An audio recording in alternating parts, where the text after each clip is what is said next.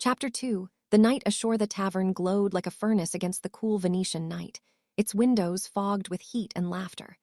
Inside, the air was thick with the smell of wine, frying sardines, and wet wool. Sailors from half the Adriatic crowded the long tables, shouting over one another in a dozen accents. The crew of the Providence had claimed a corner near the hearth, where the fire steamed the salt from their coats. Boatswain Rourke Callahan raised his tankard. "To the Providence! To the Providence!" The men roared back. Tommy Briggs tried to match the older sailor's drink for drink until his brother Jonah nudged him. "Ease up, lad. We sail at dawn, not crawl." Larkin, the cabin boy, sipped his watered wine with exaggerated dignity. "I'm packing myself," he said. Callahan barked a laugh. "Hear that? The boy's packing himself. Smarter than half of you lot." The table erupted in good-natured jeers. A barmaid wove through the crowd, balancing 3 tankards in each hand. Dark-haired, quick-smiling, she moved with the confidence of someone who had spent years dodging grasping hands and drunken stumbles. Elias Finch straightened the moment she approached. He smoothed his hair, sat up taller, and tried unsuccessfully to look worldly. She set a tankard in front of him. "For you, love," Finch blinked. "For me," she laughed softly. "Unless you've got a twin hiding under the table," elbowed him. "Say something, Finch," swallowed. "Thank you, you ah." "You move like a..." "Careful," Jonah warned. "A dancer," Finch finished, cheeks burning. The barmaid arched an eyebrow. "A dancer, is it? That's a new one. Most men say I move like a storm." Finch shook his head earnestly. "Storms don't smile." That earned him a real smile, warm, surprised, almost shy. "Well," she said, "if you lot make it back from the Atlantic in one piece, you can tell me more about storms and dancers." Finch's grin was immediate and hopelessly boyish. "I'll hold you to that." "You do that," she said, tapping his tankard before moving on. Tommy whistled. "Finch, you're doomed."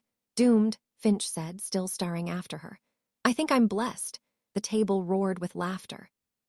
The tavern door swung open again, letting in a gust of cold air and the silhouette of a tall man. Conversation dipped for a heartbeat. Captain Elias Hawthorne stepped inside. He wasn't in uniform, just a dark coat, collar turned up, hair damp from the mist. He scanned the room with the instinctive caution of a man who had spent decades in command, then allowed himself a small, private smile. Callahan stood. "Captain, didn't expect you ashore tonight." "A captain should know the state of his crew before a long voyage," Hawthorne said. "State of 'em is drunk," old Marlowe muttered. "Which is the best state for sailors on land?" Hawthorne's smile widened. "Then I suppose I should join them." He took a seat at the officer's end of the table. Moments later, First Mate Samuel Briggs arrived, stiff-backed even in a tavern, followed by Navigator Thomas Ellery, who looked overwhelmed by the noise and clutched a folded chart he had no reason to bring ashore. The officers settled in, and the noise of the tavern softened around them. The officers, conversation. Briggs lifted his glass. "Good turnout tonight. The men seem in fine spirits." "They should be," Hawthorne said. "They've earned it. A steady crew, every one of them." Callahan nodded. "Aye, no shirkers among 'em. They work hard, they listen, and they don't complain more than sailors are meant to." Ellery warmed his hands near the hearth. "They've been patient with me. I'm still learning the rhythms of the ship." Briggs clapped him on the shoulder.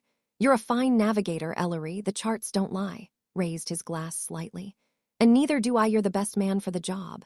Flushed, startled by the praise, Briggs leaned back, relaxing for the first time all evening. "Truth is, Captain, we're fortunate. I've served on ships where half the crew wanted to knife the other half. But this lot, they're solid." "Dependable," Callahan added. "They'd follow you into a storm without blinking." Hawthorne's expression softened. "I know, and I trust them, all of you."